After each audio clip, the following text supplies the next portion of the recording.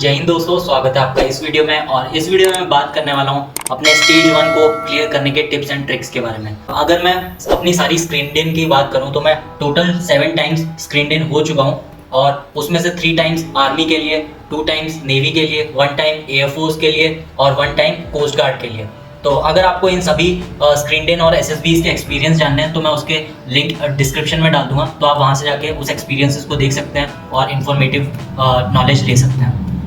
तो दोस्तों अब शुरू करते हैं हम लोग। इसके बारे में मैं प्रोसीजर के बारे में बात करूंगा स्टेज 1 के, और उसमें जो डिफरेंट टेस्ट होते हैं उनको कैसे अप्रोच करना है उसके बारे में डिस्कस करूंगा, और उसमें जो हमारी परफॉर्मेंस होती है उनको कैसे हम लोग इनहेंस कर सकते हैं, इंक्रीज कर सकते हैं, और वहाँ पे हम लोग अपना एक छाप छोड़ सकते हैं और असेसर्स की अटेंशन ले सकते हैं। तो वैसे मैं बता दूं कि ये जो अपना स्टेज 1 होता है ना, ये बहुत ही अनप्रिडिक्टेबल होता है। यहाँ पे रिकमेंडेड कैंडिडेट्स भी स्क्रीन आउट हो जाते हैं, और ऐसा भी हो सकता है कि रिकमेंड होने के बाद कैंडिडेट लगातार स्क्रीन आउट होते जाएं। तो हम प्रिडिक्ट नहीं कर सकते, लेकिन हम कोशिश क्या कर सकते हैं, हम लोग अपनी तैयारी करते रहें और जब भी मौका मिले हम लोग अच्छा परफॉर्म करें और स्क्रीन इन हो फिर रिकमेंड भी हो। तो दोस्तों अगर आप यहाँ पे देखेंगे तो यहाँ पे ओवरऑल एसएसबी की पूरी प्रोसीजर के बारे में बात की गई है। मैंने एक वीडियो भी बना रखा है एसएसबी के प्रोसीजर के बारे में, उसमें सारे टेस्ट को डिस्कस किया है, मैंने डीपली डिस्कस किया है और उन सबको कैसे अप्रोच करना चाहिए वो भी बताया। तो उसका लिंक भी मैं डिस्क्रिप्शन में डाल दूंगा, तो आप वो वीडियो भी देख सकते हैं। आज हम लोग बात करने वाले हैं स्टेज 1 दैट इज स्क्रीनिंग के बारे में। तो डे 1 पे 2 चीजें होती हैं, OIR एंड PPDT। इनके बारे में हम डिटेल में डिस्कस करने वाले हैं, और बाकी जो स्टेज 2 होता है और स्टेज 3 होता है इसको हम कभी और डिस्कस करेंगे। अगर इनके बारे में भी जानना है तो आपको वो वीडियो देखना पड़ेगा जो मैंने थोड़ी देर पहले मेंशन किया था।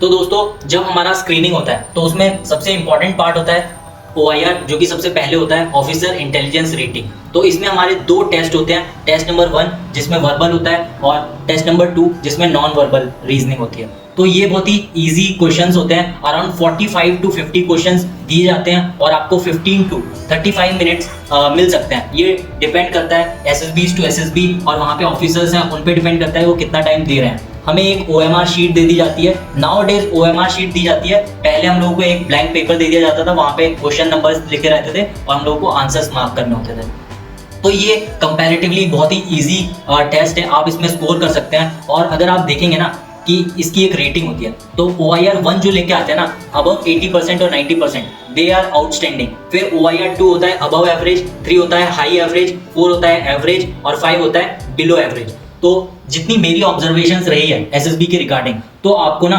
एसएसबी में और OIR में स्पेसिफिकली 1 और 2 OIR रेटिंग को टारगेट करना चाहिए, क्योंकि यार 1 और 2 लेके नहीं आ रहे हो ना तो बहुत ही दिक्कत है, क्योंकि आप एसएसबी में जाना चाह रहे हैं, उसको क्लियर करना चाह रहे हैं, और यहाँ पे आप एक बेसिक सी रीजनिंग और नॉन वर्बल रीजनिंग को अच्छे स्कोर के साथ पास नहीं कर पा रहे हैं, तो ये आपके डेडिकेशन को थोड़ा धक्का लगता है। तो आपको ये इसमें बहुत अच्छे से स्कोर करना है। और अगर आपको OIR इंप्रूव करना है तो मेरे पास एक OIR का PDF सेट है, उसमें 4 सेट है OIRs के, तो वो बिल्कुल डिट्टो SSBs में आ जाते हैं। अगर आपको वो PDF चाहिए तो आप मेरा टेलीग्राम का चैनल ज्वाइन कीजिएगा, उसका लिंक मैं डिस्क्रिप्शन में डाल दूंगा। उसको प्रैक्टिस कीजिए और ज़्यादा से ज़्यादा रीजनिंग की प्रैक्टिस कीजिए, तो आपका OIR बहुत ही ज़्यादा स्मूथ हो जाएगा।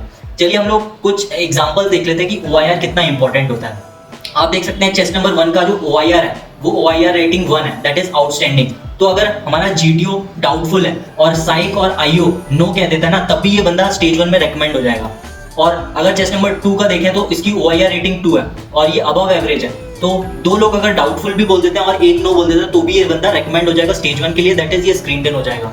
फिर हम लोग तीसरे की बात करें तो इसका OIR रेटिंग 3 ले लेते हैं। अगर तीनों डाउटफुल केस है ना, तीनों असेसर्स इसको डाउटफुल में रख रहे हैं, तो भी ये रेकमेंड हो जाएगा क्योंकि इसकी OIR रेटिंग ठीक ठाक है।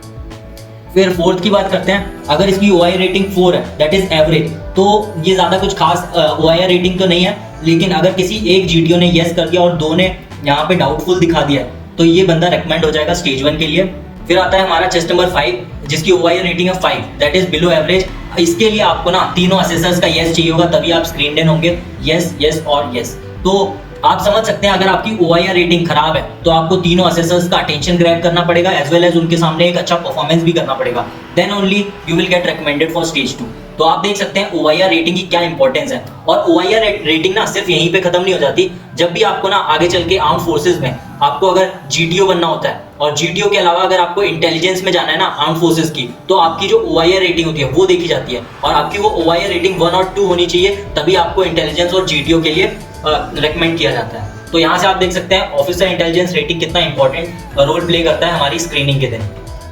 तो दोस्तों हमारा OIR टेस्ट हो जाता है, उसके बाद आता है most important test of stage 1 that is PPDT, picture perception and discussion test. कई जगहों पे ये डिस्क्रिप्शन टेस्ट भी है, डिस्कशन टेस्ट भी है, don't focus on that. The main thing is that हम लोगों को हॉल में लेके जाया जाता है और वहां पे सबसे पहले हम लोगों को एक पिक्चर फ्लैश की जाती है 30 सेकंड्स के लिए। ये जो पिक्चर है ये जानबूझ के हेजी रखी जाती है ताकि ना सारे कैंडिडेट्स अलग अलग थीम्स पे स्टोरी बनाए, उनका जो इमेजिनेशन है ब्लॉक ना हो जाए, क्योंकि क्लियर पिक्चर में सब लोगों की थीम सिमिलर ही होती है। तो आप अपनी इमेजिनेशन को ब्लॉक मत करना, जो आपको बेसिक सिंपल सी स्टोरी आ रही है आपके दिमाग में उसको बनाइए और रेस्ट्रिक्ट मत करिए अपने माइंड को। फिर आपको ना 1 मिनट का टाइम दिया जाएगा नंबर ऑफ कैरेक्टर्स लिखने के लिए, जेंडर लिखने के लिए, एज लिखने के लिए और मूड लिखने के लिए।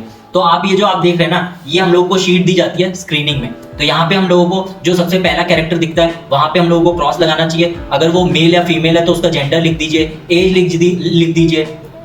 फिर उसके बाद आप लिख सकते हैं यहाँ पे उसका मूड कैसा है, पॉजिटिव है, और अगर आपका वो सेंट्रल कैरेक्टर तो उसको गोला मार दीजिए। और दूसरा कोई कैरेक्टर दिखता है यहाँ पे फीमेल लिख दीजिए, 26 लिख दीजिए और वो भी पॉजिटिव मूड है। तो आप ऐसे यहाँ पे बॉक्स को फिल कर सकते हैं। फिर आपको यहाँ पे एक एक्शन लिखना होता है अपनी स्टोरी का और फिर आपको स्टोरी लिखनी होती है। तो हम लोगों को जो स्टोरी लिखनी होती है उसके लिए हम लोगों को 4 मिनट दिए जाते हैं। और मैं सजेस्ट करूंगा ना कि जब भी आप पिक्चर देखते हैं तो बिल्कुल ही आराम से देखिए उस पिक्चर को, हर एक चीज को ऑब्जर्व कीजिए। और अगर आप बस जल्दी में मत लगिए कि बस पिक्चर देखिए और स्टोरी लिखने लग गए, कभी भी ये गलती मत कीजिए, क्योंकि जल्दबाजी में ना कभी कभी हम लोग वो थॉट्स ना जल्दी लिखने के चक्कर में एक ऐसी स्टोरी बना देते हैं जो वहां पे हम एप्ट नहीं होती है, रेलेवेंट नहीं होती है उस पिक्चर से। तो आप अगर 30 से 40 सेकेंड्स एक्स्ट्रा भी ले लेंगे ना बिफोर राइटिंग दी स्टोरी, आपकी जो स्टोरी है बहुत ही अच्छी बन के आएगी। तो स्टोरी को अगर बात करें ना तो 3 पार्ट्स में आप डिवाइड कर सकते हैं। Introduction that is what led to the situation, फिर आता है what is currently going on, ये हमारा होता है main body of the story, और फिर what is the future outcome, ये हमारा होता है कंक्लूजन। तो इन 3 पार्ट्स में अपनी स्टोरीज को डिवाइड कर दीजिए। और मैं आपको ना इस एक स्टोरी का एग्जांपल भी लेके दूंगा जो कि मैं रिसेंटली SSB कपूरथला गया था, तो वहां पे मैं स्क्रीन इन हो गया था, तो मैं अपनी वो स्टोरी दिखाऊंगा, उसके हिसाब से आप एक स्टोरी बना सकते हैं। तो चलिए वो स्टोरी देखते हैं। सबसे पहले एक PPDT पिक्चर है यहाँ पे, ठीक है। यहाँ पे एक विलेज बैकग्राउंड है, ठीक है। ये ऐसा लग रहा है हर्ट है और बहुत ही जर्जर हालत में। यहाँ पे एक मेन कैरेक्टर मुझे ऑब्जर्व किया था मैंने, और एक मेल कैरेक्टर यहाँ पे था, एक फीमेल कैरेक्टर थी थोड़ी सी एजेड की, ठीक है, वो बैठी हुई थी यहाँ पे। तो इस पे मैंने एक स्टोरी बनाई थी। तो दोस्तों बात करते हैं यहाँ पे, जैसे अब यहाँ पे मैंने एक जो अपना मेल कैरेक्टर बनाया था वो यहाँ पे था मेल 25 पॉजिटिव मूड, और फिर इसको इंसर्कल कर दिया था एक फीमेल यहाँ पे 60 एज और पॉजिटिव मूड, ये हमारी अदर कैरेक्टर हो गई। और अपना बैकग्राउंड क्या है, विलेज है। तो हमारा जो सबसे पहले होता है एक्शन, वो एक्शन कैसे लिखते हैं, paying a surprise visit to grand parents on Diwali. तो आपकी जो स्टोरी है ना आपकी रियल लाइफ से होनी चाहिए। सबसे पहले प्रैक्टिकल स्टोरी होनी चाहिए, लॉजिकल ऑर्डर में होनी चाहिए, और कोई भी ऐसी चीज उसमें नहीं डालना जो कि एक एवरेज पर्सन ना कर सके या आपकी लाइफ से रिलेटेड ना हो, ठीक है। तो और फिर देखिए अब मैं पूरी स्टोरी बताता हूँ कि मेरी क्या थी story. Raman 25 was working in Larsen and Toubro as a software developer. तो आप देखेंगे ये जो रमन है ना, ये कोई ऐसा नॉर्मल नाम नहीं है। मेरा रिसेंटली एक दोस्त है, कॉलेज मेट है, वो रिसेंटली रेकमेंड हुआ है तो मैंने उसका नाम यूज किया है। कभी भी ना जेनरिक नेम यूज मत करना, अपने दोस्तों के नाम यूज करो। और फिर उसके बाद जो एज है, एज ग्रुप भी आपसे सिमिलर होनी चाहिए, क्योंकि आपका जो पर्सनैलिटी है ना वो इस स्टोरी में दिखना चाहिए। तो Raman 25 was working in Larsen and Toubro as a software developer. तो ये भी कोई ऐसा नहीं है कि मैं इसको नहीं जानता हूँ, क्योंकि I am working as an associate engineer at Larsen and Toubro, तो मेरे लिए कोई बड़ी बात नहीं है। तो ये हो गया इसका इंट्रोडक्शन। फिर आता है what led to the situation. As Diwali was approaching he plan to pay a surprise visit to his grandparents. ये हो गया what led to the situation. अब हम लोग देखते हैं कि what is currently going on. He informed his manager and convinced him to grant him leave, also assures him of finishing all work before leaving. He booked the tickets and planned everything, and the day came. He boarded the train and reached his village. After seeing his grandparents were happy and surprised at the same time. He helped his grandmother in cleaning and Diwali celebration preparation. He also met other relatives and spent quality time with them. At last, he celebrated Diwali and also gave the gifts which he brought from Mysuru. He returned to his place happily. ये हमारा हो गया conclusion, ये हो गया हमारा main body part that is actions, और ये हमारा हो गया इंट्रोडक्शन। तो आप देख सकते हैं जो मैंने स्टोरी को 3 पार्ट्स में डिवाइड किया हुआ है, ऐसे आपको 3 पार्ट्स में डिवाइड करनी है। और अगर आप प्रैक्टिस कर रहे हैं ना तो स्टोरीज को ना पॉइंट्स में लिखिए, क्योंकि आपको जब पॉइंट्स में लिखते हैं ना वो आपको याद रहेगा जब आप PPDT या टैग स्टोरीज लिख रहे होंगे SSBs में। तो आप देख लीजिएगा और कोशिश कीजिएगा कि जो हमारी पिक्चर है ना वो हमारी जल्द से जल्द हमारी उसमें स्टोरी में आए और रेलेवेंट होनी चाहिए। कभी भी प्री कंसीव्ड स्टोरी मत बनाना, कोई भी हाइपर मतलब हाई लेवल की स्टोरी बनाने के चक्कर में मत रहना। कभी कभी क्या रहता है ना, हमको लगता है कि यार बहुत हाई लेवल स्टोरी चाहिए, बेसिक स्टोरीज ही काम कर जाती हैं, आपको बहुत ज्यादा हाई लेवल सोचने की जरूरत नहीं है, बस आपसे रिलेटेड होनी चाहिए और उस पिक्चर से रिलेट करनी चाहिए, ठीक है। तो ये थी हमारी स्टोरी। अब हम लोग बात करते हैं, हमारा स्टोरी राइटिंग हो जाता है, उसके बाद आता है individual narration and group discussion. तो सबसे पहले अगर मैं इंडिविजुअल नरेशन की बात करूं तो हम लोगों को ना थोड़ा सा टाइम मिलता है, हम लोग स्टोरी लिख देते हैं, वो लोग हमसे शीट ले लेते हैं, फिर हमें एक छोटा सा गैप मिलता है। उसमें मैं सजेस्ट करूंगा कि आप ना अपनी स्टोरीज को बार बार रिपीट करिए, मेमोराइज करिए, क्योंकि इंडिविजुअल नरेशन ना फर्स्ट अपॉर्चुनिटी होती है आपके पास, आप आसानी से उसको ना उनकी अटेंशन ग्रैब करने की। तो सबसे बेस्ट इंडिविजुअल नरेशन आपका होना चाहिए उस ग्रुप में, कोई कंपटीशन नहीं है, लेकिन आपका फ्लुएंट होना चाहिए, क्रिस्प होना चाहिए, टू द पॉइंट होना चाहिए, और कोशिश करिए कि जो 1 मिनट मिला है उसी में आप अपना नरेशन कर दें। तो मैं जो नरेशन स्टार्ट करता हूँ वो मैं बता देता हूँ। Good morning everyone, in the given picture I have perceived multiple characters both male and female in the age group between so and so. यहाँ पे आप अपना कोई भी एज ग्रुप देख सकते हैं जो भी पिक्चर से आपको परसीव हो रहा है, and all are in positive mood. Positive mood मैंने इसलिए जनरली रखा हुआ है, अगर आपको अनटिल और अनलेस कोई पिक्चर में नेगेटिविटी नहीं दिख रही है ना, तब तक आपको पॉजिटिव ही बनाना है, अननेसेसरी प्रॉब्लम्स को इन्वॉल्व नहीं करना है। कहीं आप सोच रहे हो कि जब तक प्रॉब्लम नहीं आएगी तब तक हमारा हीरो सॉल्व कैसे करेगा। भाई कभी कभी हम लोगों को ना बेसिक चीजें ही रखनी चाहिए। जैसे अभी मेरा एक दोस्त है, वो 5 बार रेकमेंड हुआ है, ठीक है, तो वो मुझे बता रहा था कि यार दुनिया में ना जब एसएसबी में जाओ ना तो ये मान लेना कि दुनिया में सब कुछ राम राज्य है, सब कुछ अच्छा अच्छा होता है, सब कुछ आइडियल होता है, ठीक है। तो पॉजिटिव मूड रखना, जब तक आपको नेगेटिविटी क्लियरली विजिबल ना हो, जब तक एक बंदे के ऊपर पूरा व्हाइट कपड़ा ना डला हो तब तक किसी को मारने की जरूरत नहीं है, एक्सीडेंट क्लियरली विजिबल ना हो तब तक किसी को चोट पहुंचाने की जरूरत नहीं है, किसी के हाथ में जब तक चाकू नहीं है तब तक आपको कुछ करने की जरूरत नहीं है। और कभी कभी क्या होता है कि हम लोग देख लेते हैं कि यार एक बंदे के ऊपर व्हाइट कपड़ा डला हुआ है, तो हम लोग उसको ना ड्रामा बना देते हैं, एस्केप करने की कोशिश करते हैं सिचुएशन से। वो भी बिल्कुल नहीं करना है, आपको एक सिंपल सी स्टोरी बनानी है जो रिलेट कर सके पिक्चर से, ना कि आप देखो ऐसा कि आप एस्केप कर रहे हो सिचुएशन से और एक झूठी पॉजिटिविटी डालने की कोशिश कर रहे हो, तो वो भी आपको अवॉइड करना है। फिर आपको अपना एक्शन ऑफ द स्टोरी बताना है एंड फिर बोलना है कि and my story goes like this and try to finish all the story within the time frame, ताकि आपको नेक्स्ट ना बोले। और अगर नेक्स्ट बोल भी देते हैं ना तो कोई घबराने की जरूरत नहीं है, क्योंकि ज्यादातर लोगों की स्टोरीज कंप्लीट नहीं हो पाती हैं। तो आपका मेन आइडिया समझ आ जाना चाहिए और आपका जो पावर ऑफ एक्सप्रेशन है वो आपका यूज करना है आपको, ताकि आप अटेंशन ग्रैब कर सको, क्योंकि first impression is the last impression. अगर आपने ना इंडिविजुअल नरेशन में असेसर्स का अटेंशन ग्रैब कर लिया तो वो आपको ना जीडी के टाइम पे भी देखेंगे कि आप कैसे नरेट कर रहे हो चीजों को, आप कैसे अपने पॉइंट्स को दे रहे हो, कैसे आप दूसरों के साथ इंटरेक्ट कर रहे हो, तो ये बहुत ही वैल्यूबल हो जाता है।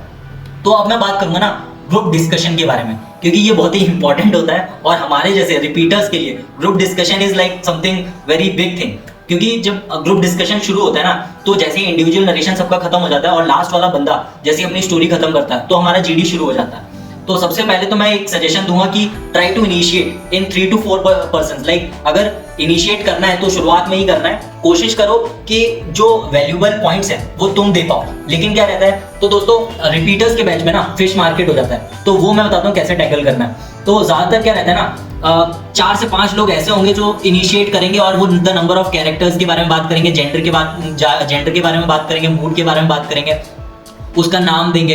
अब सब लोग एक ही चीज बोलेंगे ना तो आप ना कोई एक अलग वैल्यूबल पॉइंट नहीं डाल पाओगे। अगर आप लोगों ने ये पॉइंट डिस्कस कर लिया है ना तो आप दूसरे डायमेंशंस में जाओ, उस पिक्चर के डायमेंशंस में जाओ, उसके बैकग्राउंड में क्या था, क्योंकि background plays a very important role in creating a story. Like अगर आप रूरल बैकग्राउंड में, जैसे मेरी ये जो पिक्चर थी रूरल बैकग्राउंड में थी, तो मेरा जो मेन कैरेक्टर था वो अपने गांव जाता है अपने दादा दादी के पास दिवाली सेलिब्रेशन के लिए। तो आपके पास एक बहुत ही लॉजिकल पॉइंट बन जाएगा कि आपका जो बैकग्राउंड है स्टोरी का वो आपके पास सॉलिड हो जाएगा। इससे आप ना दूसरे कैंडिडेट्स को इन्फ्लुएंस भी कर सकते हो, और अगर सामने वाला कुछ अच्छा वैल्यूबल पॉइंट दे रहा है तो उससे भी अग्री हो, उनके पॉइंट्स को और अगर लॉजिकल बनाने के लिए आपके पास कोई पॉइंट है तो आप वो भी ऐड कर सकते हो। कुल मिला के ना आपको अपने ग्रुप को हेल्प करना है एक कॉमन स्टोरी की तरफ। तो जितनी जल्दी वो कॉमन स्टोरी आएगी आपके पूरे ग्रुप के लिए सही रहेगा, क्योंकि मैंने देखा है कि जब ग्रुप कुछ ज्यादा ही डोमिनेट करता है, एक दूसरे को बोलने नहीं देता ना, तो पूरा ग्रुप स्क्रीन आउट होने के चांसेस बढ़ जाते हैं। तो कोशिश कीजिए, कोऑपरेट कीजिए एक दूसरे के साथ, अपने 3 से 4 वैलिड पॉइंट और लॉजिकल पॉइंट्स बोलिए, लोगों की आंखों में देख के बातें कीजिए, क्योंकि उससे ना वो बंदा अग्री करेगा आपसे। अगर आपसे आंख से आंख मिला रहा है ना, तो वो कभी आपको ना काटेगा नहीं, वो आपकी बात सुनने की कोशिश करेगा। और ये चीज ना असेसर्स नोटिस करते हैं कि ये बंदा कैसे इंटरेक्ट करता है दूसरे बंदे से। तो यही था दोस्तों ग्रुप डिस्कशन। फाइनली जो हम लोगों की स्टोरी होती है वो हमको कंक्लूड करनी होती है। तो देखो, 2 सिचुएशन अराइज होती है। या तो आपने एक ऐसे बंदे को देख लिया है जो बंदे के वैलिड पॉइंट्स है, बहुत ही लॉजिकल पॉइंट्स है, और उसकी जो स्टोरी है कॉमन स्टोरी से बहुत रिलेट कर रही है, तो आप सब मिलके ना उसको नॉमिनेट कर सकते हो कॉमन स्टोरी के नरेशन के लिए। अदरवाइज अगर सब लोग शर्मा रहे हैं, कोई खड़ा नहीं हो रहा है, जो कि बहुत ही कम चांसेस है रिपीटर्स के बैच में, तो आप खुद को नॉमिनेट कर सकते हो। Like if everyone agrees may I narrate the common story, उनकी परमिशन ले लो और फिर अपना नरेशन स्टार्ट कर दो। ये शो करता है आपका सेल्फ कॉन्फिडेंस, सेल्फ बिलीफ, तो ये भी बहुत ही इंपॉर्टेंट होता है। तो दोस्तों ये मैंने ओवरव्यू डिस्कस कर लिया। स्टेज 1 में जो पार्ट्स होते हैं, OIR हो गया, PPDT हो गया, उनकी सैंपल स्टोरीज आपको दिखा दी। अब कुछ रीजंस फाइंड आउट करते हैं जो हमारे स्टेज 1 फेलियर्स के लिए रिस्पॉन्सिबल हैं। तो ये चीजें मैं बोलूंगा कि इन पे वर्क कीजिए। अगर आप इस पे काम कर रहे हैं, आपको लगता है ये मेरी वीकनेस है, तो इनको इंप्रूव कीजिए। सबसे पहली चीज आती है पुअर कम्युनिकेशन स्किल्स, क्योंकि हम लोग क्या करते हैं ना, इंडिविजुअल नरेशन में और while giving points in GD हम लोग बहुत सारा फंबल करते हैं। उस सबको रिमूव करने के लिए आपको फ्लुएंट होना पड़ेगा। फ्लुएंट होने के लिए आपको प्रैक्टिस करनी पड़ेगी इंग्लिश स्पीकिंग की। इन फ्रंट ऑफ मिरर भी आप कर सकते हो, अपने दोस्तों के साथ GD भी कर सकते हो, उनके साथ प्रैक्टिस भी कर सकते हो। दूसरी चीज आती है नेगेटिविटी, अननेसेसरी प्रॉब्लम्स को पिक्चर्स में डालना, फिर उनको सॉल्व करना। इसमें कोई बहादुरी वाली बात नहीं है। आप अननेसेसरी चीजों को बढ़ा रहे हो, एक्सैजरेट कर रहे हो, इसकी कोई जरूरत नहीं है।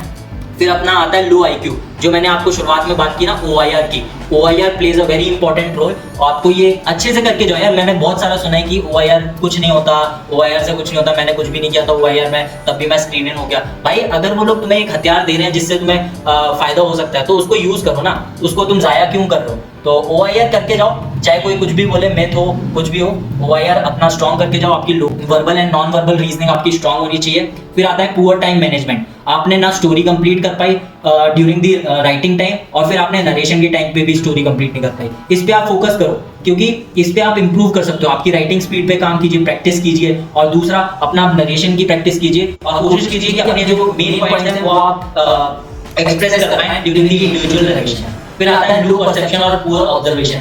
हम लोग क्या करते हैं ना कि कभी कभी बैकग्राउंड में अर्बन बैकग्राउंड होता है, हम रूरल स्टोरीज बना देते हैं। कभी कभी एक बंदा होता है, वो कोट पैंट पहना होता है, वो अब इंजीनियर बन जाता है गांव में जाके। या तो कोरिलेशन होना चाहिए कैरेक्टर्स में और उनके बैकग्राउंड में। तो कोशिश कीजिए आप ऑब्जर्व चीजों को अच्छे से कीजिए। फिर आता है हमारा प्री कंसीव्ड स्टोरी। सबसे ज्यादा प्रॉब्लम यही होती है, क्योंकि हम लोग क्या करते हैं, हम लोगों को जब 30 सेकंड में कोई आइडिया नहीं आता है तो हम हड़बड़ा जाते हैं। फिर हमको लगता है यार कुछ तो लिखना ही पड़ेगा, कुछ तो अच्छा लिखना ही पड़ेगा। उसके चक्कर में हम एक प्री कंसीव्ड स्टोरी लिख देते हैं जो कि उस पिक्चर से बिल्कुल रिलेट नहीं करती है, और ये सबसे बड़ा ब्लंडर होता है। क्योंकि इस बंदे का बाहर जाना ना इजीली तय। अगर आपके पास कोई स्टोरी ऐसी है जो उस पिक्चर में आप फिट बैठा सकते हो, तो ठीक है, फिर तो आप बच जाओगे। लेकिन अगर वो स्टोरी बिल्कुल ही रिलेट नहीं कर रही है ना, तो आपने एक बहुत बड़ा ब्लंडर कर दिया है। तो आप कोशिश कीजिए कि प्री कंसीव्ड स्टोरीज ना लिखें, बेसिक सी स्टोरी लिख दो, लेकिन उस पिक्चर से रिलेटेड होनी चाहिए। फिर आता है लैक ऑफ इमेजिनेशन, जो कि ये प्री कंसीव्ड स्टोरी के रीजन है। आपको एक पिक्चर पे ना 5 से 6 थीम आपको आनी चाहिए। उन थीम्स पे जो एक्शंस होते हैं वो प्रैक्टिस करने चाहिए आपको, और उन स्टोरीज को नरेट कीजिए अपने दोस्तों में, ग्रुप के साथ। तो आपका ना ये जो ब्लॉकेज है माइंड का वो खुल जाएगा, और आप ना एक ही पिक्चर पे बहुत सारी थीम्स और पॉजिटिव थीम्स ढूंढ पाएंगे। तो दोस्तों ये था स्टेज 1 को क्लियर करने का टिप्स एंड ट्रिक्स। जो भी मेरी ऑब्जर्वेशंस हैं अपने एक्सपीरियंस से, जो मैं 7 बार स्क्रीन इन हुआ है, वो मैंने आपको बताने की कोशिश की है। अगर आपको इसका PDF चाहिए तो आप मेरा टेलीग्राम चैनल ज्वाइन कर सकते हैं, लेवा लाइफ लेस ऑर्डिनरी। अगर आपको कोई भी क्वेरी है तो आप ankur97yadav@gmail.com पे मेल कर सकते हैं। अगर आपको मुझे फॉलो करना है या मुझसे चैट करना है तो आप मुझे इंस्टाग्राम पे फॉलो कर सकते हैं। ये रहा मेरा इंस्टाग्राम हैंडल, और इन सभी के लिंक मैं डिस्क्रिप्शन में डाल दूंगा। अगर आपको ये वीडियो थोड़ा सा भी हेल्पफुल लगता है तो इसको लाइक कीजिए, शेयर कीजिए अपने दोस्तों में जो SSB देने जा रहे हैं। And this is Ankur Kumar signing off. Thank you for watching this video.